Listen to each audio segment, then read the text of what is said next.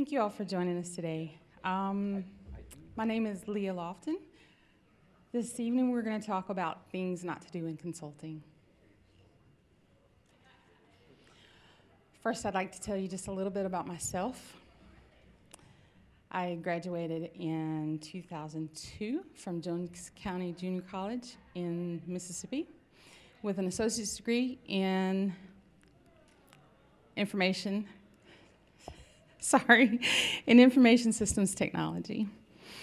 In 2004, I graduated from University of Southern Mississippi with a bachelor's degree in computer engineering with a major in software engineering. I studied Java, C++, Visual Basic, to include just a few. I also studied RPG on the AS400. I also studied object-oriented, which was not my favorite at all. I also studied several other languages, and if you'd like to know more about those, feel free to talk to me about that. I've worked as a consultant for around 20 years, so this is kind of a subject that I'm pretty well versed in. My hobbies include traveling on about every imaginable mode that you can imagine. I like boats, planes, bikes. I also like camping, hiking, cooking, especially creative baking. I like to tempt my team with all kinds of cakes and goodies. So that's one of my joys. Also, I like smoking on my Green Mountain smoker. That's another one of my joys.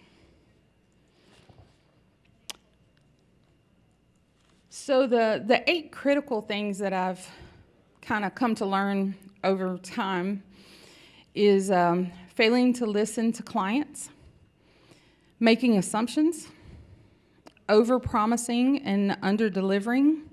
And I apologize if this is a little tiny on the print there and it's hard to see. But we'll talk about all of it in detail, so you'll be well versed in it. But the next one is neglecting communication, ignoring security, failing to stay up to date, ignoring the big picture, and failing to learn from our mistakes. So the first one I'd like to talk about is failing to listen to clients.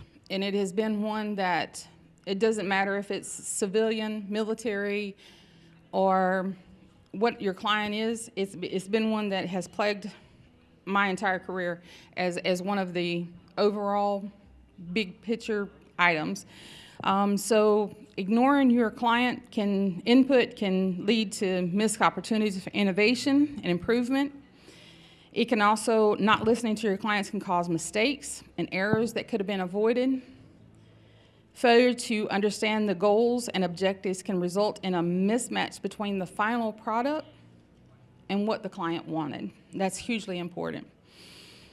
Not listening to clients can also result in wasted effort, as the final product may not meet their needs and require significant revisions.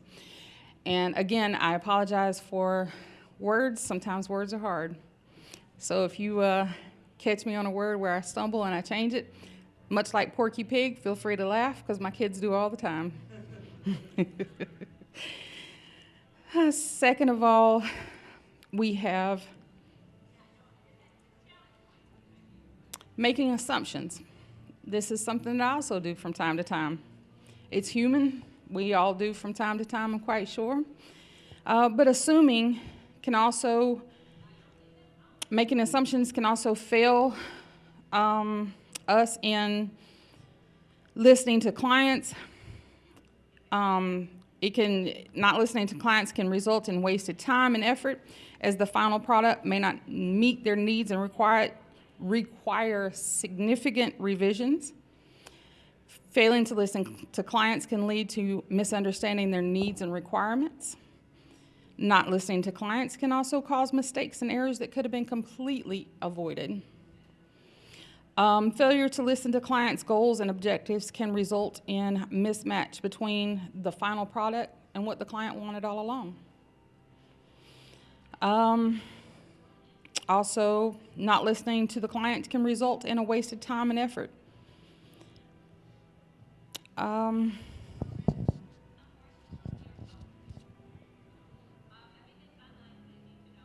It's really crucial to listen to our clients.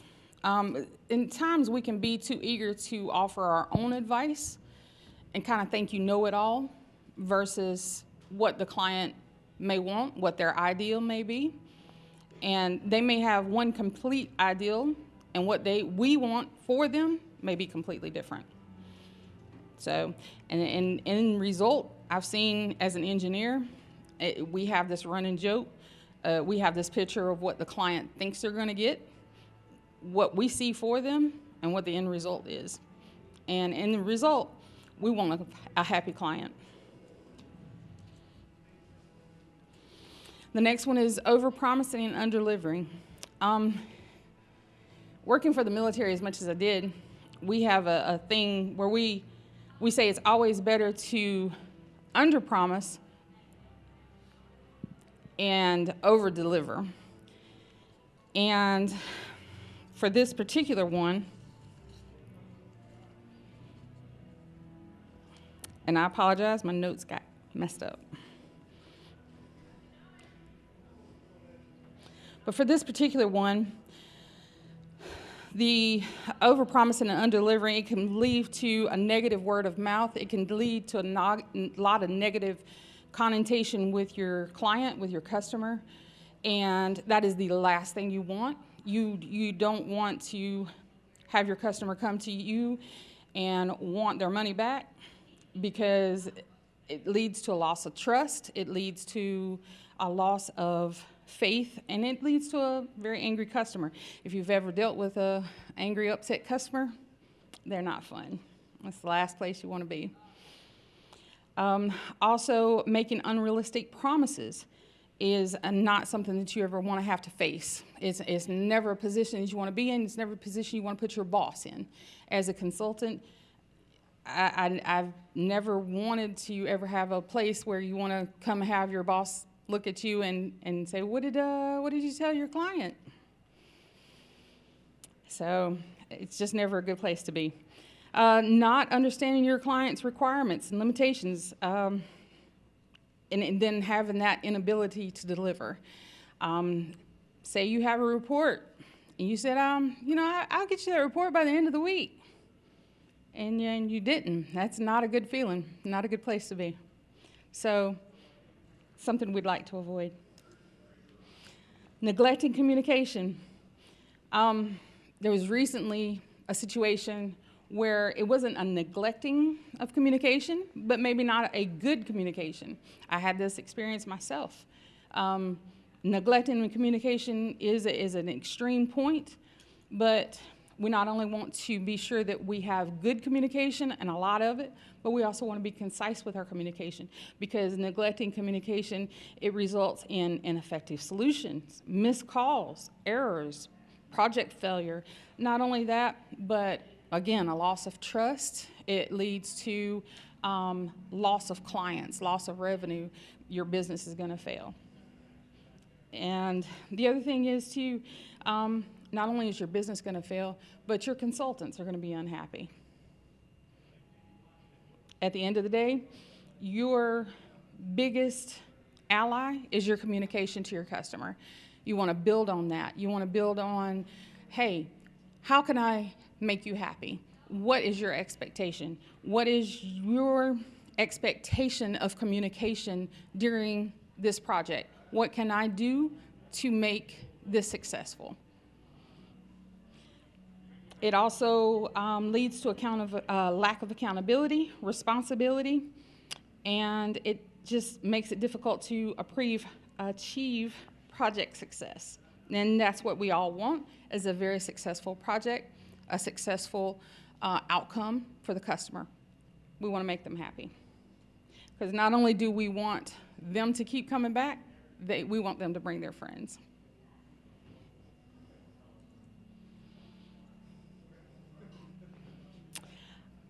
I know we're all IT security people. I know you're all thinking, I'm never going to ignore security. But when I say ignore security, I'm not saying ignore your basic security that we all know. What I'm saying here is we want to address security risk that they don't already know about. We want to maybe upsell them. We want to address things that they're not already aware of.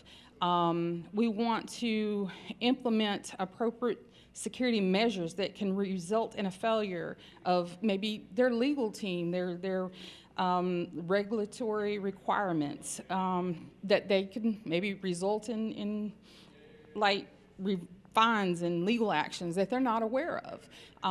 There's things that we're able to see that they are not able to see. And those are things that we can point out to them as a service. And sometimes we're held to like a higher level because there's things that we know about that the client may not be able to, may not have that knowledge.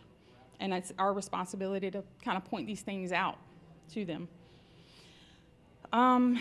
Also, neglecting to security can lead to a lack of accountability, responsibility, and making it more difficult to achieve project success and build long-term relationships with clients. Also, failing to stay up to date. I know we all like to stay up to date, sometimes not as much as others. I know sometimes we don't like to install those updates, patches and everything, because we don't like to fix what's not broken sometimes. But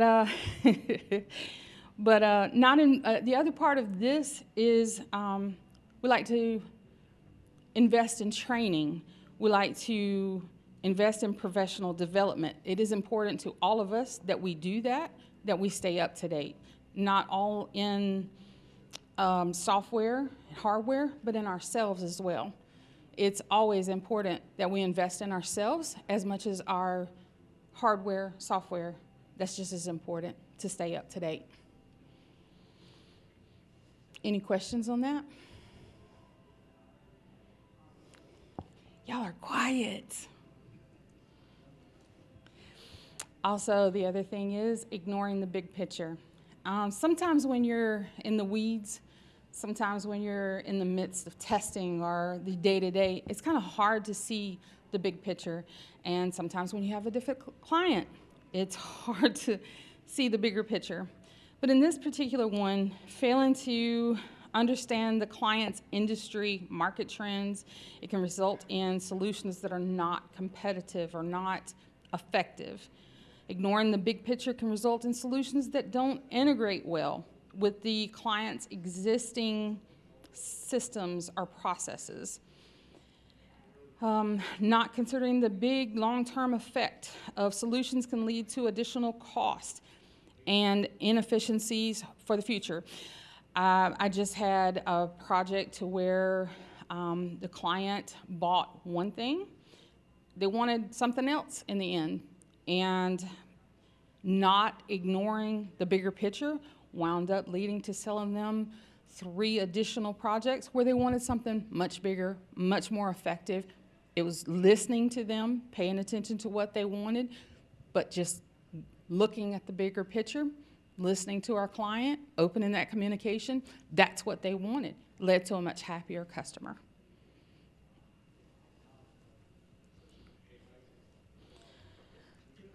This one is kind of difficult for me because failing to learn from our mistakes. Sometimes it's hard. I get it. We all make mistakes. We're human. It's unavoidable, completely, 100%. I have discovered it is so difficult, A, to ask for help, B, to admit that you made one in the first place. But I have also found that my team, unlike any other, has freely admitted if you make a mistake, it is always best to own it. You always will make a mistake. No matter how good you are, you're going to make one. If you own it, walk into it, ask for help. which is my number one hardest thing in the world to do, is ask for help. But take responsibility for our mistakes. It can lead to a lack of trust and credibility with our clients if we don't. We will lose clients every time if you try to sweep it under the rug. It is our number one. It can be your number one biggest problem if you let it be. But I'm here to tell you, if you make a mistake, own it. It can be your biggest ally if you just reach out. But not prioritizing a culture of continuous learning, improving, it can hinder the consultant's ability to build long-term relationships with clients and become a trusted partner. I have seen many times in the military world, civilian world, where made a mistake, if you walk into it, you're like, hey, you know what happened? I made a mistake. Blah, blah, blah, blah, blah happened. It happened. How can we fix it? How can we make it better? How can we work with you to make this better? And I've seen more services be sold, better outcomes come out of a mistake than what it was originally. So sometimes mistakes can turn into something even better, more prosperous than what it was in the beginning. So who knows? Sometimes learning from that mistake works out to your benefit. So that's a huge one.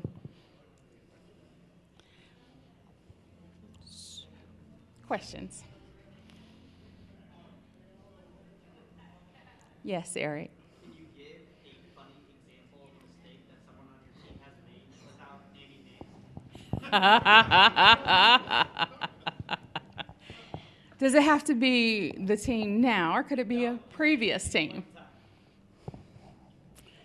Okay. So, as you know, I worked for the military for quite some time.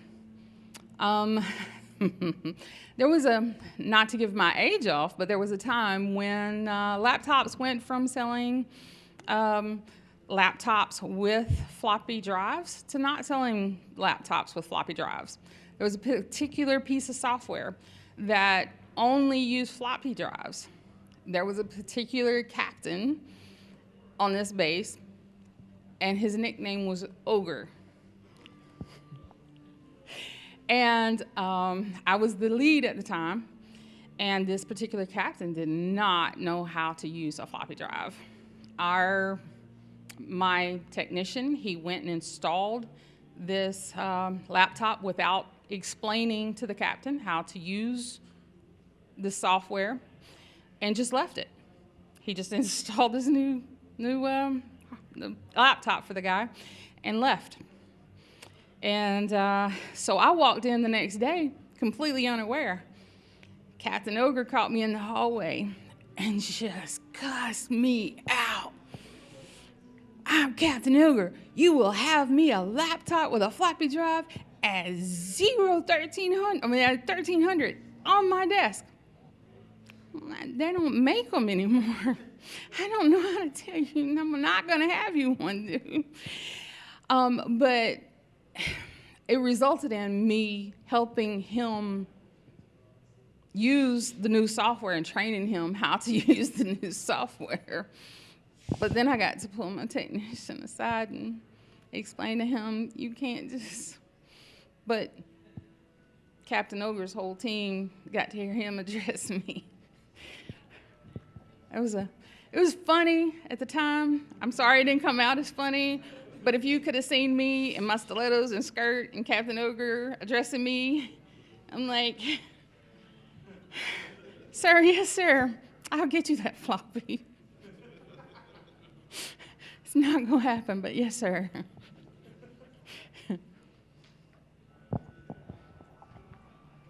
Yes, sir. Have you ever had a mistake that you couldn't recover from? That I didn't recover from? Lots of them. Life gives you those. I think they turn into teachable moments. I think you recover from them, but they just kind of become a scar. And it's like a scar. that skin grows thicker and it becomes tougher and you become stronger for it. I can't think of one at the moment, but I know there has been plenty. Yes? What allows a good consultant to be a good consultant from your perspective? In my perspective, I would certainly say good customer service, good communication, open, honest communication, just a good, kind human, asking for help when needed, and admitting that you don't know everything. Yes, sir. Anyone else? Yes. What do you think the biggest mistake is that we as consultants make when we consult? The biggest mistake. I would have to say, biggest mistake. That is a difficult one. No, I like a challenge. But I would have to say the biggest mistake as consultants would, again, I think, kind of getting wrapped up in our own lives sometimes and maybe not taking care of ourselves. Anyone else? Yes?